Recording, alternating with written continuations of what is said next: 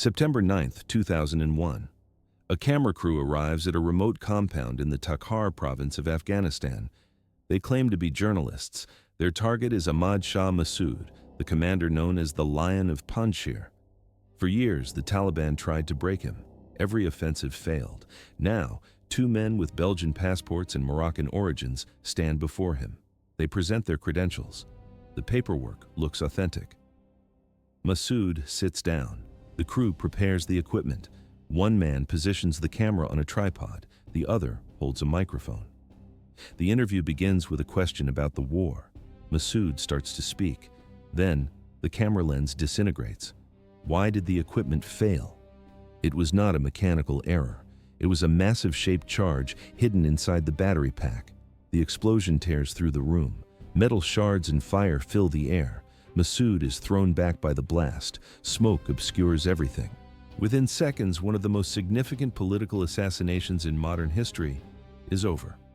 Massoud is dead before he reaches the helicopter. The camera records nothing but the aftermath. Rubble covers the floor. The walls are scorched black. The two assassins are gone. One died in the blast and the other was shot while trying to escape. 2 days later, the Twin Towers fall. The world enters a new era. But the elimination of the Lion of Panjshir was only the opening act. It was a calculated gift from Al-Qaeda to the Taliban leadership. The Taliban swept across Afghanistan in the 1990s. They ruled with absolute authority and a strict code, but power brought targets. Their leaders began to disappear one by one. Their ends were as varied as they were violent. Some died in drone strikes during the dead of night. Others faced betrayal from within their own inner circles. There were pitched battles in the mountains and quiet disappearances in Pakistani border towns. Many of these deaths remain mysteries decades later. Events accelerated. This is the chronicle of the final hours of the Taliban's elite. It tracks the specific decisions they made and the tactical mistakes that exposed them to their enemies. In the frame, the ruins of a compound, the sound of a rotor blade. This is how the most powerful men in the movement met their end. The investigation starts here, September 8, 2001. Ahmad Shah Massoud was not a Taliban leader. He was their greatest obstacle. His final 24 hours triggered a chain reaction that reshaped Afghanistan. Massoud waited in Khwaja Bahudin. This town in northern Afghanistan served as the nerve center for the Northern Alliance. For years, this coalition held the line against the Taliban. Massoud was the architect of that resistance. He stayed in the northeast, holding territory while the rest of the country fell. The war was draining him. International funding was gone. The Taliban controlled 90% of the land with Pakistani support. They provided a safe haven for Al-Qaeda. Massoud was alone, yet he remained a symbol of defiance. He was the man who had stopped the Soviet army. The Taliban could not break him on the battlefield. Two men arrived at the base. They claimed to be journalists from a Belgian news organization. They presented official press credentials and letters of introduction. Massoud's security team felt uneasy. They knew the Taliban had attempted dozens of assassinations in the past. After a long debate, the advisors relented. They cleared the interview. The crew set up in a small, cramped room. Massoud sat down. He was 48 years old. He wore his signature Pakol hat and a standard military vest. The camera was positioned directly in front of him. The journalists asked basic questions about the war. Then came the final question. One man asked about Osama bin Laden. The camera exploded. It was a shaped charge hidden inside the equipment. The blast ripped through the room. One assassin was killed instantly by the pressure wave. The second tried to run through the smoke, but the guards shot him dead. The scene was chaos. Massoud was still breathing, but his chest and abdomen were shredded by metal fragments. His men carried his body to a helicopter. They took off toward Tajikistan, desperate to find a surgical team. He was losing blood too fast. Ahmad Shah Massoud died mid-flight over the mountains. The timing was precise. 2 days later, Al-Qaeda struck New York and Washington. By killing Massoud, Al-Qaeda removed the only man who could provide ground intelligence to the West. They eliminated the Taliban's most dangerous military rival 48 hours before the world changed. The plot had taken months. The assassins used stolen Belgian passports and spent weeks building their cover. They were suicide operatives. At first glance, a total victory for the Taliban, but in reality, the beginning of their end. The assassination forced the United States to align with the leaderless Northern Alliance. Within weeks, American bombs were falling on Kabul. The regime that protected Massoud's killers collapsed. The Taliban leaders who celebrated his death were forced into the mountains. Some would spend the next 20 years running. Others would face their own final hours in the same dirt. But to understand the fall, we must first look at the men who built the regime. 1994. That year, the foundation of a new power was laid in the Kandahar province. Mullah Muhammad Omar founded the Taliban movement. He did not look like a typical revolutionary leader. Omar was a simple village mullah. In the 1980s, he fought as a mujahideen against the Soviet Union. During the fighting, shrapnel struck his face. He lost his right eye. The Soviets withdrew, but peace did not follow. Afghan warlords carved the country into private fiefdoms. Civil war turned cities into ruins. Omar watched the chaos and grew disgusted. He gathered a small group of religious students to take action. In the Pashto language, Taliban translates directly to students. How did a group of students seize a nation? At first glance, they were just scholars, but in reality, they were a disciplined militia. Omar and his followers began enforcing strict Islamic law in the districts surrounding Kandahar. They did not negotiate. They disarmed the local warlords by force. They executed bandits. They replaced total anarchy with a harsh, uncompromising order. The movement grew rapidly. Within 2 years, the Taliban controlled the majority of Afghanistan's territory. 1996. This was the year they captured Kabul. Omar took the title of Supreme Leader. He was called the Commander of the Faithful. Omar was a ghost. He was famously reclusive. He almost never appeared in public places. The footage shows. Only a handful of grainy photographs of the man exist. He did not live in the capital city of Kabul. Instead, he ruled the entire country from a base in Kandahar. The leader lived in total isolation. He never left the borders of Afghanistan. He refused to give interviews to any foreign journalists. Communication happened through written statements or trusted deputies. There was no direct access to the man at the top. Events accelerated. October 2001. The United States invaded Afghanistan. The Taliban regime did not hold. It collapsed within a matter of weeks. The leadership structure fractured. Most commanders scattered. Some crossed the border into Pakistan. Others vanished into remote Afghan villages. Many observers believed the movement was finished. They were wrong. Omar survived the initial onslaught.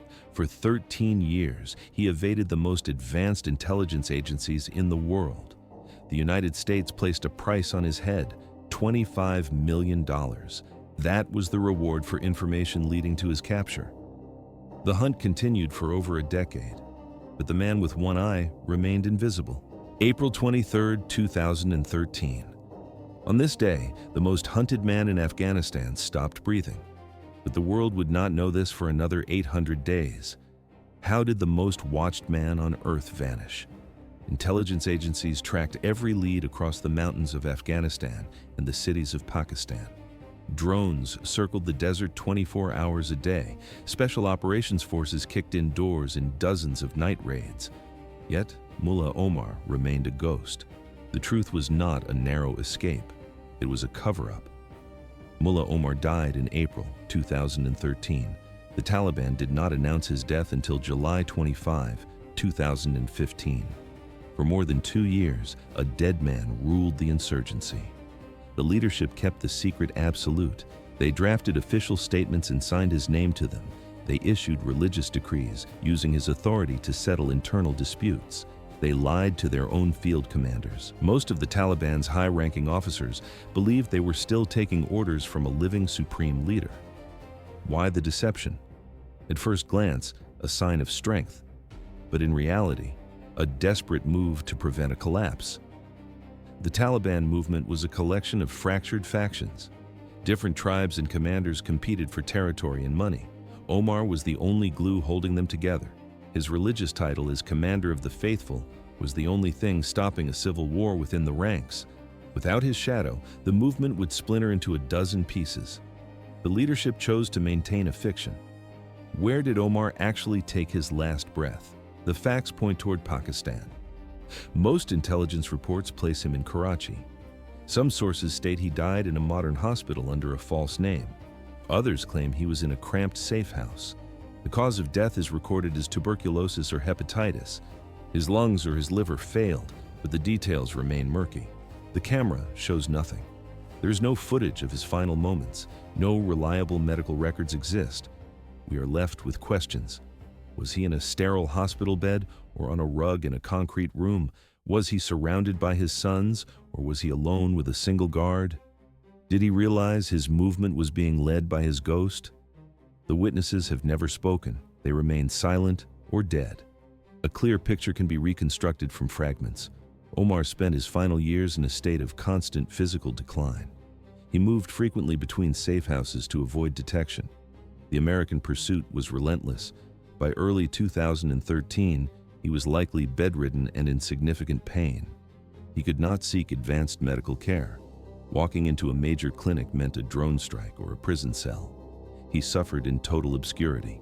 He was a man who once ruled a nation, now trapped in a single room. The end was not cinematic. There was no final battle, no drone strike, no dramatic last stand with a weapon in hand. Illness simply claimed a 60-year-old man who had spent 12 years on the run. The footage would have shown a frail patient, not a warlord. His burial was just as quiet. Reports indicate he was placed in an unmarked grave.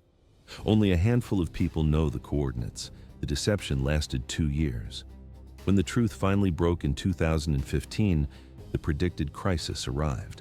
The Taliban fractured immediately. Some factions swore loyalty to the new leader, Mullah Akhtar Mansour. Others accused the leadership of betrayal and broke away. Internal conflict turned into open violence. Omar's secretive death set a permanent pattern. Taliban leaders would spend their final hours hidden, hunted, and isolated. Some would die in explosions. Others would simply fade away in dark rooms. Almost all would die far from the public eye. Their deaths remain partially or completely unknown. This pattern is most evident in the fate of the man who followed him. July 15th. After 2 years of silence, the Taliban finally admitted Mullah Omar was dead. Mullah Akhtar Mansour took his place. The succession was not smooth. Inside the movement, the mood turned hostile. Commanders accused Mansour of a massive deception. They claimed he hid Omar's death for years to consolidate his own control over the Shura. Some suspected Mansour had been forged signatures and issuing orders in a dead man's name. It was a power grab. Mansour did not resemble his predecessor. Omar was a religious recluse. Mansour was a businessman. He focused on logistics, supply chains, and fundraising. He understood the movement's bank accounts. He knew how to buy weapons on the black market and how to manage the complex relationship with Pakistani intelligence.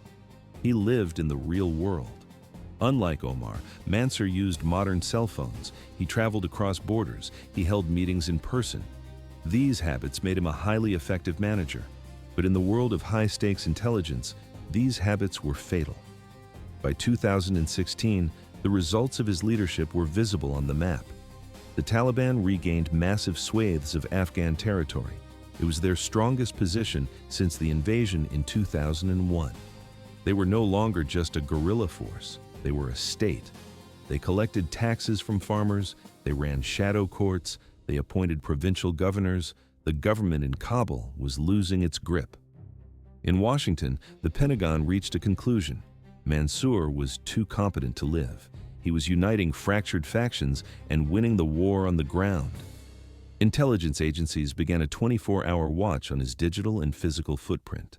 They tracked his pattern of movement between Pakistan and Iran. Why was he in Iran? The theories vary. Some reports say he sought medical treatment.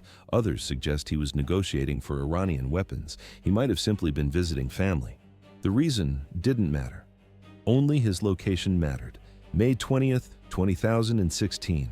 Mansour crossed the Iranian border back into Pakistan's Balochistan province. He climbed into the back of a silver Toyota Corolla. One driver and one passenger sat in the front. They began the long drive down a desolate stretch of highway near the town of Ahmad Wal. They were 80 miles from the Afghan border. High above, the sensors of an MQ-9 Reaper drone locked onto the silver roof. American intelligence confirmed the target. The authorization for the strike was already signed, 3 in the afternoon. The drone operator released a Hellfire missile. The video feed showed a direct hit. The car vanished in a ball of orange flame and black smoke. The explosion was massive, tearing the chassis into scrap metal. A second missile struck the burning wreckage seconds later. There was nothing left. All 3 men in the car died instantly. In the distance, the sound of the explosion echoed across the desert, but confirming the kill was the next challenge. The strike took place deep inside Pakistan. The Pakistani government reacted with immediate fury. They called it a violation of sovereignty. They claimed the United States had acted without permission on their soil. At first, they denied Mansour was even there. The era of Mansour was over. May 21, 2016, a remote road in Pakistan. The white Toyota Corolla was reduced to a pile of twisted burning metal. The vehicle was obliterated. Identifying remains from the wreckage proved difficult for the first responders. Every surface was scorched, but gradually the evidence accumulated. Intelligence intercepts captured Taliban radio traffic discussing the drone strike in panicked tones. Sources within the insurgency soon confirmed the hit. Forensic teams recovered tissue and bone fragments from the debris for DNA analysis. The results were conclusive. Within days, the Taliban officially acknowledged that Mansour was dead. The transition was swift. They appointed a new leader, Haybatullah Akhundzada. This was a turning point. Why did this death matter? It changed the rules of the game. Mansour's end represented a permanent shift in how Taliban leaders would spend their final hours. Unlike Mullah Omar, who died of illness in a hidden room, Mansour died violently. He was erased by sophisticated American military technology in an open field. At first glance, a routine patrol, but in reality, a precision execution. The strike demonstrated a hard fact. No matter how many security protocols the Taliban followed, they remained vulnerable. The operation also yielded physical evidence. Investigators found a Pakistani passport in the wreckage. It bore a false name, but the photo was Mansour's. The document told a story. It showed stamps from Iran. Mansour had crossed the border multiple times. He was moving more freely than Western intelligence had previously believed. It also pointed to a deeper issue. The validity of the document suggested that Pakistani officials were facilitating his movements. His final day began ordinarily. He woke up in Iran. He gathered his belongings and prepared for the long drive back across the border. He got into the car with 2 other men. The engine started. They pulled onto the road. Mansour likely felt safe. He had made this trip before. The route was familiar. The terrain was empty and remote. He had no way of knowing the reality of the situation. American intelligence had tracked his move into Iran days earlier. They had already identified his vehicle. The footage shows a white car on a straight road. A drone was already airborne, circling in the clouds.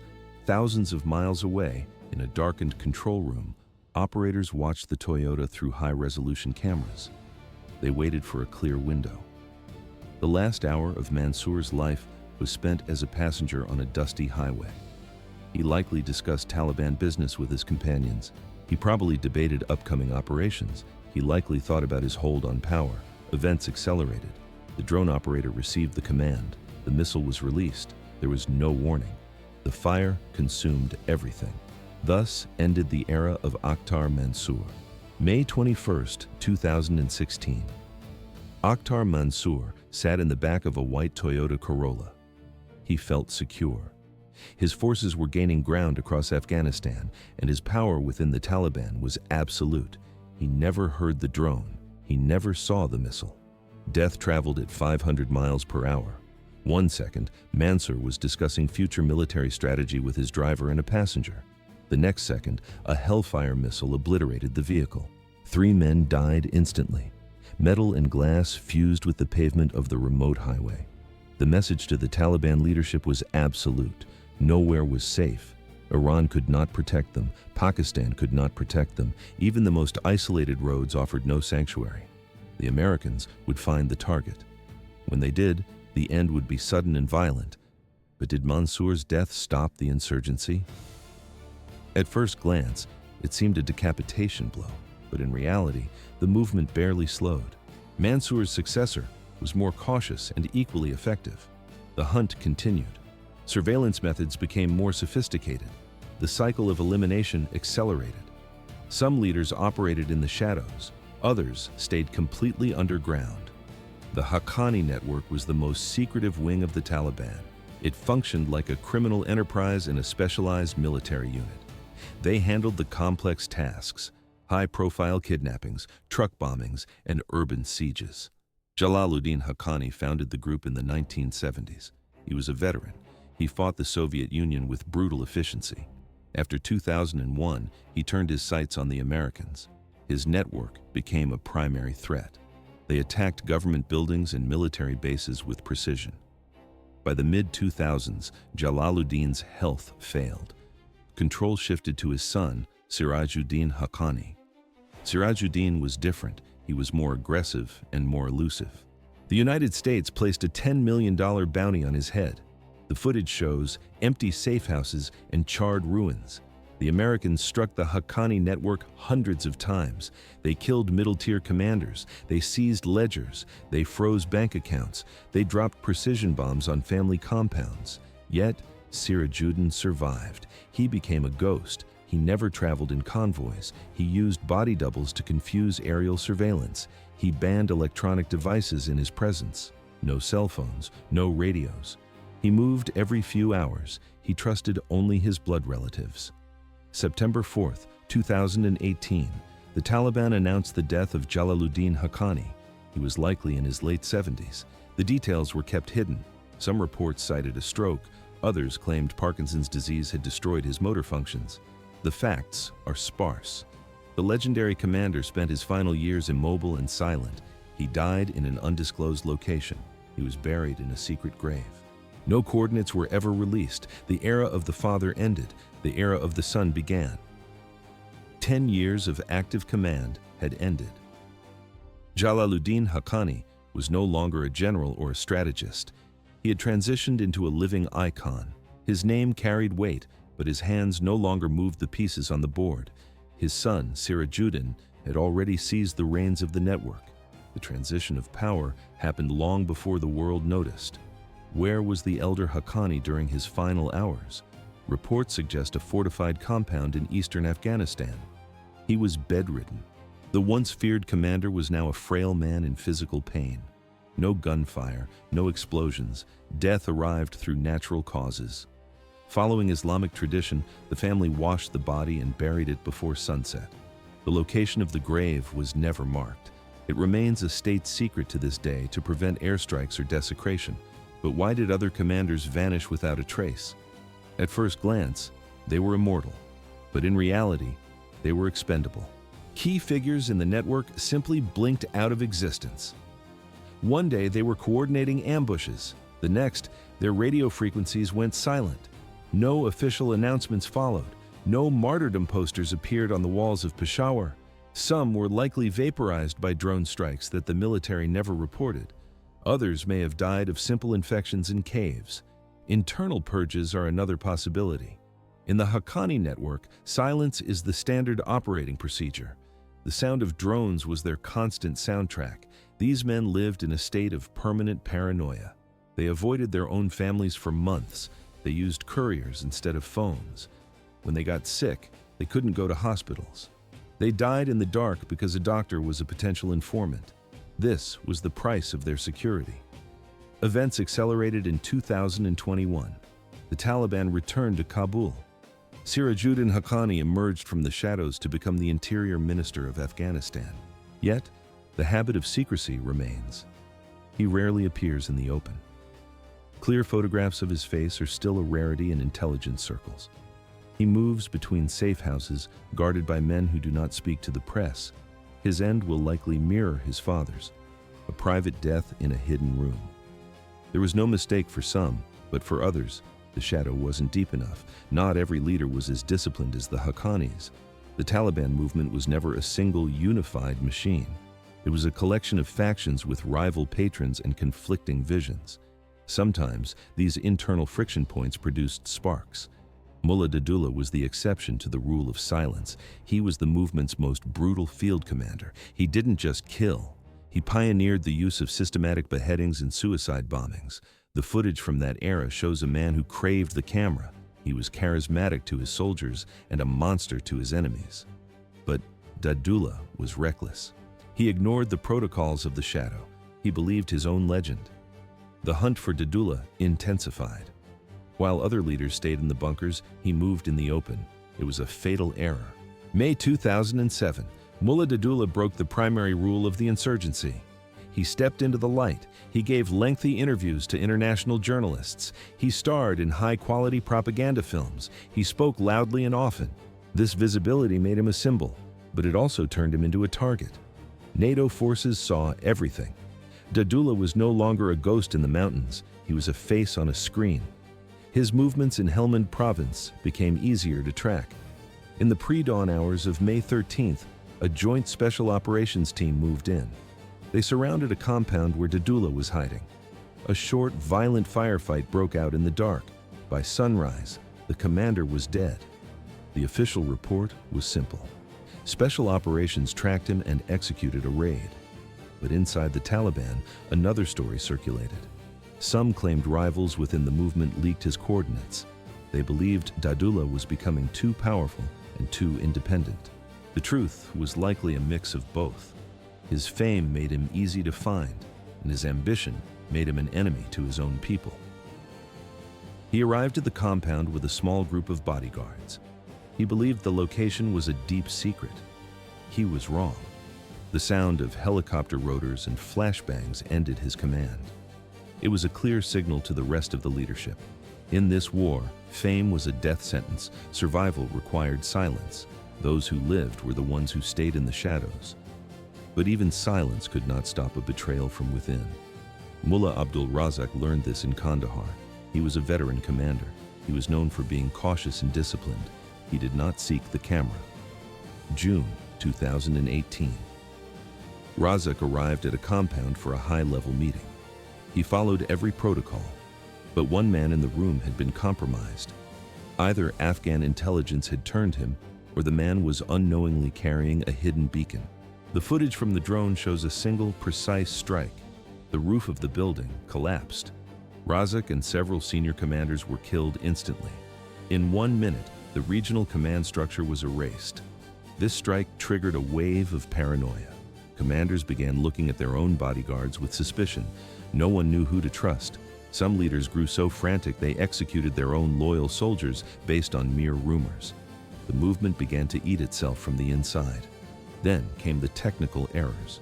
Small mistakes led to total liquidation. A single phone call lasting 60 seconds too long. A meeting at a house that was compromised months prior.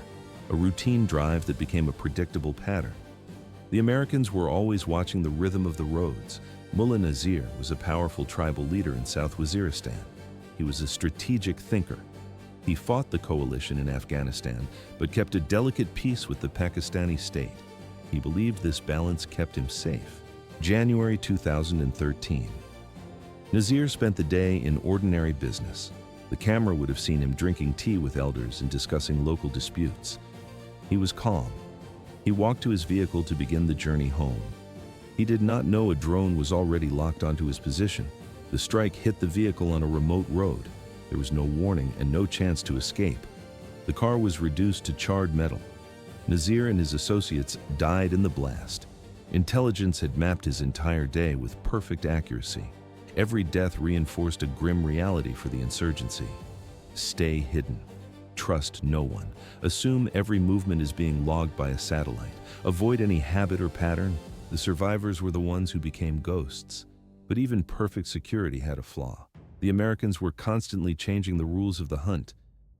2001 to 2021, 20 years of targeted killings. The methods for eliminating Taliban leaders changed completely during this window. At first, the process was slow. Field agents relied on human informants and physical surveillance teams. Soldiers followed targets on foot or in vehicles. Success was never guaranteed. By the end, the system was automated. Artificial intelligence and 24-hour overhead surveillance made hiding an impossible task. There were no more blind spots. How did the hunt become so precise? Technology evolved faster than the targets could adapt. The first drones were crude. Early Predator models had short flight times and limited range. They carried only 2 missiles. The footage was grainy and often blurred. Identifying a face was a gamble. By the year 2010, the technology shifted. The Reaper drone replaced the Predator. These machines stayed airborne for over 24 hours without refueling. They carried a full arsenal of Hellfire missiles and laser-guided bombs. The sensors transformed. New cameras could read a vehicle license plate from 15,000 feet in the air. The image remained steady. The target had no idea they were being watched, but hardware was only half the equation.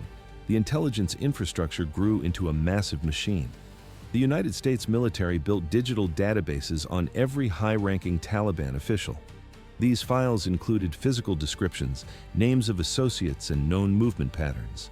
They mapped out every house they visited and every road they traveled. Every scrap of data was cataloged. Signals intelligence became a net. Every phone call was intercepted. Every radio transmission was recorded. Every electronic signal was analyzed by software. The Taliban tried to adapt. They stopped using cell phones and began using human couriers to deliver handwritten notes. It didn't work. The Americans simply tracked the couriers instead. The footage shows the result: a single car traveling on a desert road. The frame remains centered on the roof of the vehicle. There is no warning. A missile strikes the engine block with surgical precision. Events accelerated. The hunt became a factory process. The silence of the drone replaced the noise of the battlefield. There was no escape. This was the new face of technical warfare.